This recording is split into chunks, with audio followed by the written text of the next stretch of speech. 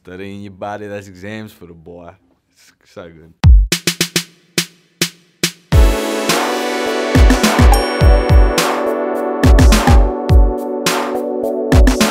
I got a soft spot for Claudia Carvin, hey. But Heath Ledger is the GOAT. I mean, it's got to be Heath. Heath Ledger was a trailblazer. He was a master of his craft. R.I.P. Heath. Honourable mention to Claudia Carvin. She's a GOAT in her own way too. I remember seeing her at Broadway Shopping Centre and I tripled back. She was getting groceries. I was just peeking. Look, I fuck with the share economy heavy, long ways. Uber Eats is very close to being the GOAT because it's not up to me to say whether it's for better or for worse, changed my life, transformed it. Particularly when you're on tour, Uber Eats is a game changer. But for me, man, I love Airbnb. Particularly we come from Sydney, our generation very much locked out of the property market. Airbnb is for the dreamer, do you know what I mean? Locked out of the property market, who can, for a week, get to go and live in this super boss place that they will otherwise never have access to and never have any aspirations of being able to get there. So I'm an early adopter, Airbnb. Love it. Play Airbnb dress up sometimes, you know. Oh, I don't know. Me and Jimmy were in New York a couple years ago and we stayed at this. It was fucking cold. It was cold. A whole fucking array of jackets. But it turns out the dude whose Airbnb we were staying at, this apartment, he had some dope coats and scarves and shit, and it was cold, so we were just, not like undies or anything, but like a jacket. My favorite hue is Jay-Z blue. Don't follow me. It's got to be Welcome to New York City. They're all fire. They're all fire. All the flows are so unorthodox. Even though I go off the head when I'm rambling on a mic and I throw off the feds when I'm scrambling that night and it was off the set, we brought hammers to the fight. We from New York City, right, Cam? You're damn right. It's crazy. There's some element of a guest verse which takes all the pressure off when it's not on your record. I feel like some of the best moments that any rapper has had in their own right has been on someone else's project. You get Joel's on the hook. Cam is nice, but he can't finesse the beat like that. Johnny Pump, Wet You Up line at the end, the Kit Kat Club, all these references to, you know, he's really being a bad motherfucker in that, you know? Like he's letting you know that he's running that city. I know that shit front to back. I could probably do it in Arabic.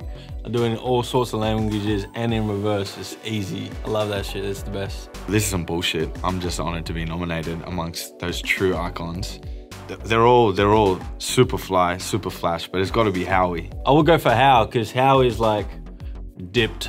He really has been fresh and fly for like over 30 years. Probably like since he was a baby, do you know what I mean? And his looks are constantly changing and he's evolved from this young man, and he's still a young man, but he's a father, you know what I mean? He makes, you know, being a family man and just super fresh, he makes it look really good. He'd be the type of dude that you're like, all right, man, there's a funeral, there's a wedding, there's a kick on, and there's a fight.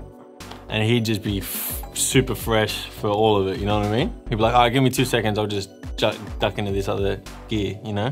It's all coordinated, which is even more fire. I remember I saw Fracture, actually, speaking of when we were in Melbourne, I remember I saw Fracture one time, and he was going to breakfast, and he had yellow headphones, a yellow hat, yellow shoes, and like yellow pants or something. It was fucking crazy. I've never seen any coordination like it. Shout out to Fracture, he's the man. What does he do for dinner though, you know? I mean, as a diss track, it's really hard to go past Ether. It's Ether. It's gotta be Ether. Nail in the Coffin, I love that shit. Front to back is fire. All the flows are crazy. Hit 'em up, nah. I understand the intensity of it, but really what it came up against was just too strategic and a finessed move by Big. Takeover, yeah, it was crazy. Track 2, crazy Kanye beat, sampled the Doors. But that's just like a little jab. Ether's gotta be king, goat, Lord. That's how you say it in Melbourne, right? Lord. In '88, you were getting chased to your building, calling my crib, and I ain't even give you my number. That line for me is crazy. The best line is probably that, you know mustache having, just that. Like if you're going to someone's facial hair or lack of, what are you gonna say to that, man? I don't know, fuck, the whole thing is crazy, you know? I remember getting like a gold burnt CD of Stillmatic, and I wasn't even fucking with Jay-Z. We were all just bugging out so crazy. Our friend Charlie Lester had it written on it, Stillmatic. I'm like, what's this? And I remember it was like 2 weeks or like maybe a month later, my best mate was like, man, you gotta listen to this thing, it's Blueprint. I'm like, bro, are you serious? Haven't you not heard Ether? We're not fucking with Jay-Z. Like this, he's like, hey, you gotta listen to it, you gotta listen to it. And then from then it was all Jay. Until Nas dropped the record, then, you know, back and forth like that. I mean, they all do fantastic backstage catering, particularly Falls Festival, because they make an effort to like have locally sourced ingredients. So you'll be down in Tasmania and there's like these freshly shucked oysters and shit like that.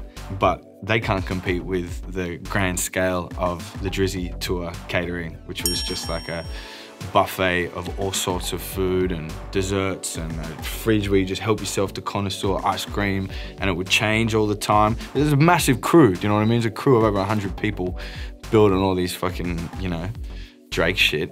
So they had to feed them, you know? And it was fantastic. Yeah, we had an encounter with Drake where we were near his barber, where everyone was getting their hair cut, and our little dressing room just happened to be right next to it. And Drake stormed in a real huff looking for his hair gel and asking his barber, where's my hair gel? And the barber's like, I think Tim had it. And he just like turns around and goes, well, where's Tim? And just storms off. Not before we said, what up, Drizzy? And he just wanted to get to that gel. It was a special gel that Tim had.